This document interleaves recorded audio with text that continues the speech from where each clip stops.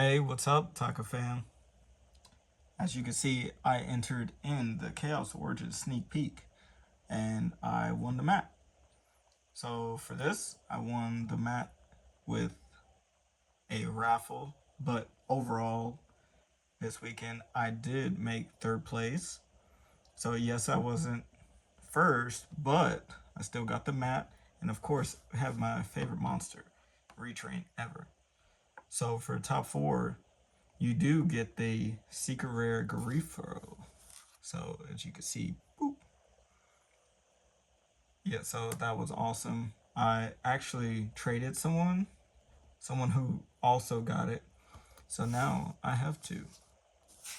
And as you can see, nothing better to do but to play Chaos.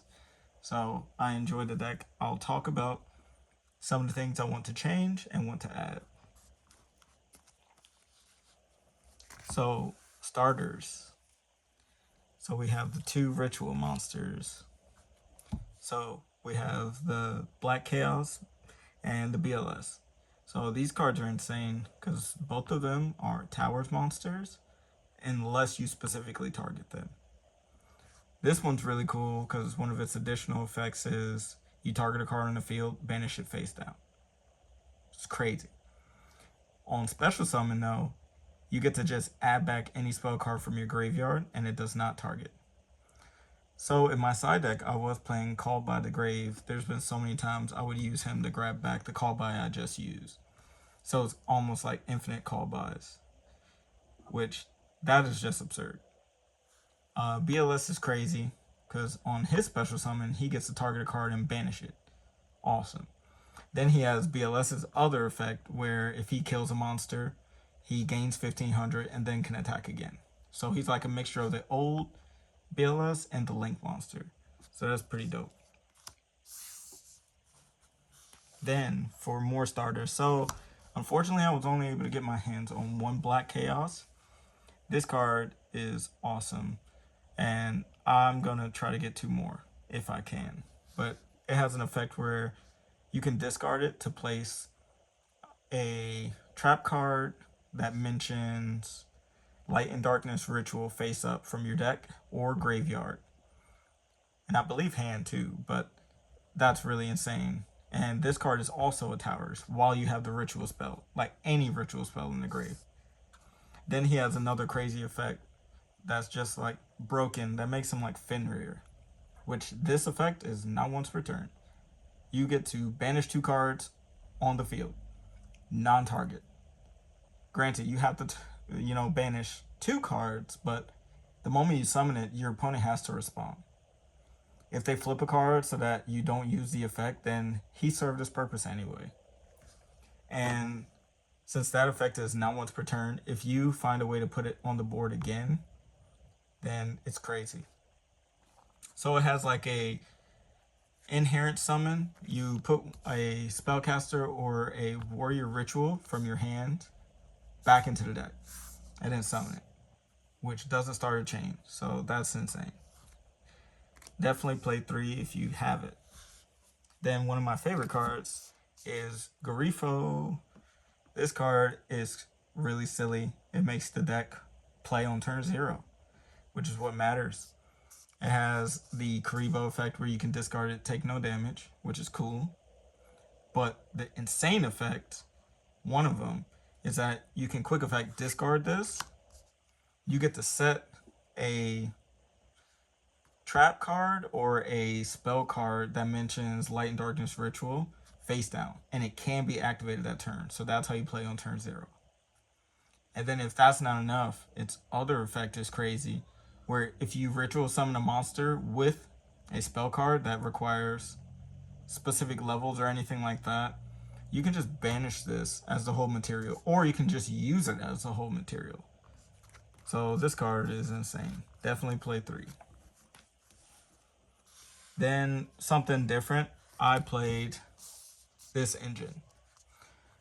So 3 Black Witch, you definitely, if you want to play like the Azamina cards or you want to make use of extra cards, you definitely want to play this. I'm not playing the combo version with the Protect Code Talker, the Firewall, and stuff like that. That stuff's cool. it just plays into a lot more hand traps, but this build is more mid-range. So this is insane. So definitely like a different avenue or starter. But if you don't want to play that, you can play the Fallen of White package, which obviously I have that, but I just wanted to try this version. Then for the other two of monsters, so we were playing basically Summon Skull and Celtic Guardian dash Mystic Elf. So both of these read insane. Like, this card is insane. So what this card does, you can either summon it from hand or grave by targeting 3 cards in either player's grave or banish. As long as one of the cards include Light and Darkness Ritual, like mentioned in text, anywhere. So any of the monsters. Shuffle them back, put them to the bottom of the deck, and then summon it. Other insane effect. If this card is sent to the grave, period. You send a ritual monster, ritual spell from your deck for cost. Mind you, it's a cost. That's crazy. And then you search one of the monsters that is mentioned on that card. So, unfortunately, there's going to be probably a lot of people playing that card with this card. But we're not doing that here. We're not summoning reptiles. So, this is definitely really good. Yeah, you would think that it's a brick, but even going second, this card is insane. And then the Celtic Guardian, this one's cool. So it adds a little bit more consistency. So on summon, normal or special, you reveal your entire hand. So none of it's a cost, so your opponent has to respond there. You reveal your hand. If you do reveal a card that mentions Light and Darkness Ritual, you draw 3 cards and discard 2. And then you can only summon from the extra deck one more time after that, which is, still insane. You drawing 3 cards and discarding 2, but you don't want your opponent to really know your hand a lot of the times. But I mean, against Cool Tune, they're going to know your hand, so it's cool. But if there's cards you want to keep hidden, you can always just set them before summoning it, if you were going to set them anyway. And then it has another effect where you can tribute this card and summon a ritual monster from your hand, basically ignoring summoning conditions. So you definitely want to play these, and this adds consistency, and this is like a play starter with other cards. Then for the last 2 monsters, I play a Magician Souls. So spoilers, obviously I played the D mod, but this is really good, and I could explain what I use this for later. But one of the cards I mainly use it with is Pharah. So Pharah is awesome. So it's a spellcaster, so it actually works with this as well. But this mainly goes with a card I play in my extra deck. But it still comes up in general if you draw it. So this card makes any of the spells and traps that you want to activate, one of them, makes them unrespondable. So now the player can respond to them, whatever you reveal. So if she's on the field, in your hand, you can reveal her and a spell or trap, whichever one you reveal, till the end of the next turn, it can be responded to. Insane card. Other effect is if this card is sent from hand or field to grave by a spell or trap effect. So not for cost, so you can't droplet it or anything like that, but for effect, you get to reborn this card. It just summons itself back, and then it has an effect when it's summoned. You literally just take control of your opponent's monster with the highest attack, non-target. That's crazy. And if they have 2 monsters with the same attack, you get to choose which one you take. So those are pretty good. And there's so many ways to abuse this card. And so both of these I pretty much could leave to the side because they will come up later. And that's it for the monsters. For the spells, 3 wanted, because we play Witch. And then we play 3 Ragged Records of Rights. This card is silly. So round 1, I end up losing because I misread this card. This card is way more insane than what I thought. I thought it was just pre-prep, basically. No.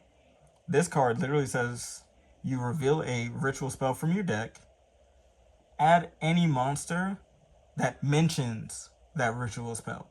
And I thought it was the other way around, that was mentioned on it. So I was just like, why would I just want to put the rituals in my hand? They don't do anything.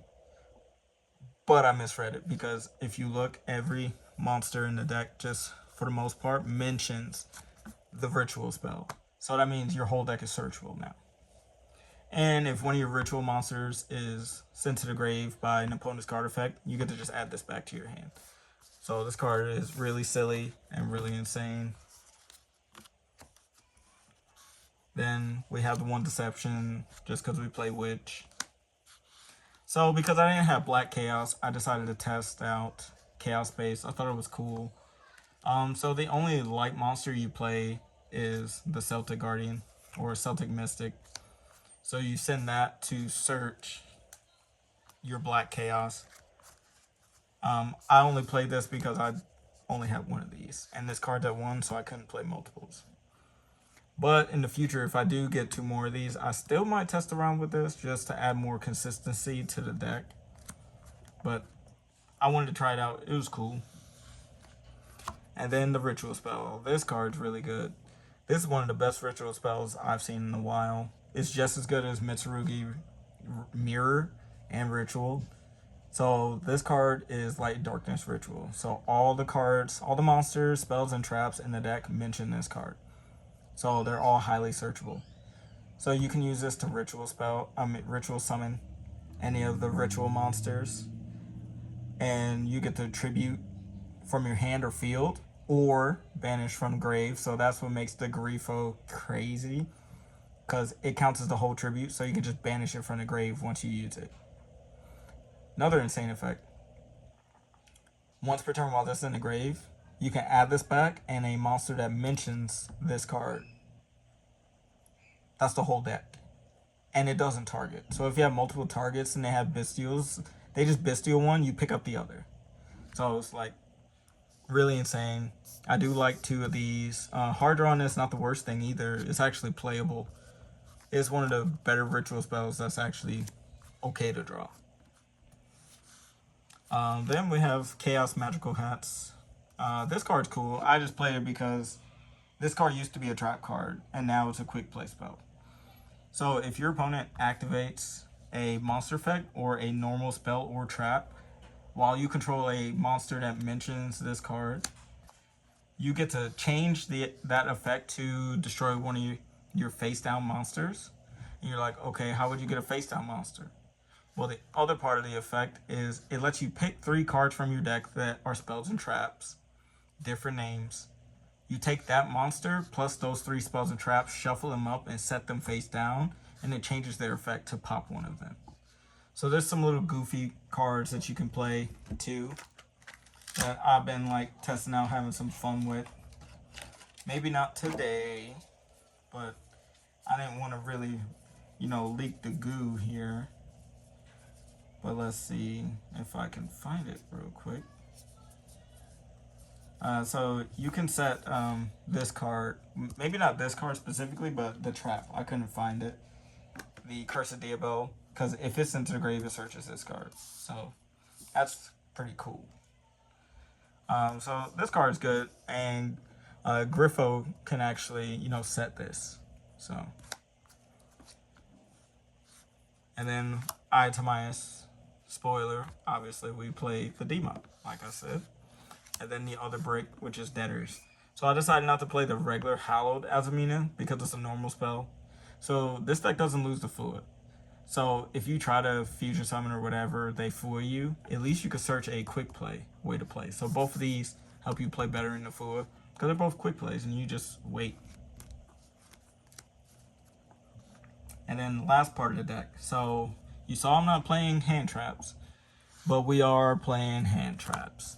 So we're playing literal hand traps. 3 Imperm, 3 Impulse, 3 Spark. We're playing 1 Song of the Dominators. So previously I was playing multiples of these, but sometimes it might come up if you want to use a monster effect in the graveyard, but it's just not bad of a card anyway, because it can search your other dominance cards. But these are like the best cards in the game. Like Impulse and Spark are like, they're really hard to interact with. They're trap cards that you can activate from the hand as long as you meet the requirements. That is insane. And as you saw, this whole deck is pretty much dark, except for the BLS and the Guardian, the Celtic Mage. So there's no reason, like, you never have to worry about the impulse lock. Sure, you can't use BLS effect. Guess what? He's still unaffected, even if you can't activate him. Sure, if it comes up. Most times it probably won't, though. Then the last cards in the deck are the best card in the deck, which is Mind Shuffle. This card is literally a mind shuffle. It mind games your opponent so bad, and the better this deck gets, the more competitive, your opponents are literally going to be struggling, because a lot of people know this card could tag out your rituals. Boom. But it can also tag into other cards. So during either player's turn, you just search any card that mentions Light and Darkness Ritual, and then discard a card. So turn 0 with the Grifo, you send Grifo to set this, you flip this, use this all at once when you flip it, add the Summon Skull, send it, the Summon Skull send for cost adds one of these. So your first action during the main phase would be the Ritual Spell add back, and then you could just put one of these on the board off of just the Grifo. That is crazy. Then it has another effect. If your opponent activates a card or effect, for cost, you return a level 7 or higher monster to your hand. Summon any monster that mentions Light and Darkness Ritual, ignoring summoning conditions. So what makes it crazy is it gets past the lock on Black Chaos. So you could summon this as a Towers. You could summon the Celtic Sage as a Graceful Charity randomly during your opponent's turn. So you can draw in the hand traps with that. You could get the Summon Skull. It's crazy. You can get the Grifo. And then obviously you get the 2 ritual monsters. That is insane. And this guy protects your back row from being destroyed or banished. So it's really hard for your opponent to break that. So that was my main deck. That was 40 cards. I know that was a lot of talking, but I had to explain a lot of this stuff because it's new. For the extra deck, I played 2 D-Mod. So obviously it's a D-Mod deck. Why would I not play 2? Sometimes the second one does come up, but it's just there. You don't have to play 2. If you have one, play 1. I'm playing 2 because it's my favorite card, and the extra deck is like not tight at all. And then I play Dragoon because obviously we play Gaze, and I also play Master because we play Gaze. So reason why Master is even better, because it can target the Fara and bring it back. It can target back any of your light or darks and bring them back. Then we play the Azamina package. So I rarely summon this, so I really want to cut it. Because why not? Because I mainly summon Sylvia. This is mainly here for super poly targets. So spoilers, even though I won't be showing my side deck that I use because, you know, it's locals based, this is really good as a super poly target. And pretty much so is the rest of my extra deck. So because of some cards that I side, you can play all of these cards. These are all great super poly targets. And because of a card I do play in my side deck, if you guys don't know, well, maybe one day you'll know. But these are pretty good. They're all generic. You can easily make them all for the most part. Maybe not these 2, but that's beside the point. Then the last 2 cards in my extra deck. So this is Miasma Necromancer. This is what I was using the Fara combo. So Souls will send this to the grave. You could link summon into this. It's a link 2 that takes at least 1 Dark Spellcaster, which everything in your deck for the most part that you would use to make it are Dark Spellcasters anyway. And this lets you add back a level 5 or higher Dark Spellcaster from your grave, which does not target. And Fara is a Dark Spellcaster. Sure, you can't use it for that turn once you use it, but that's fine because you plan to use this during your opponent's turn anyway. Because when they're trying to play, you have Mind Shuffle. So you can activate Mind Shuffle during their turn, add anything from the engine, and then discard the Fara. And like I told you, she was discarded by a Spell or Trap effect. So she can literally summon herself back, take a monster, if they respond to it, you activate Mind Shuffle because she meets the requirements, being level 7 or higher. And then you could literally float into any of your guys. So that's really silly. It's really fun and pretty cool. And I like that interaction. So if you can only get your hands on one, it's still playable. And then the last card in my extra deck is Chaos Angel. So there's no tuners, but the Celtic Sage is level 4 light. And then the Summon Skull is level 6 dark. So you can make all your stuff literally unaffected. So, but yeah, thank y'all for checking out, listening to me rant. But hopefully you guys had as much fun as what I did. You know, I had a pretty good weekend. I got pretty much a lot of stuff that I wanted. I actually also picked up some Invoke stuff, so maybe you might see something for that later. So leave me a like, comment, and subscribe, y'all. Peace.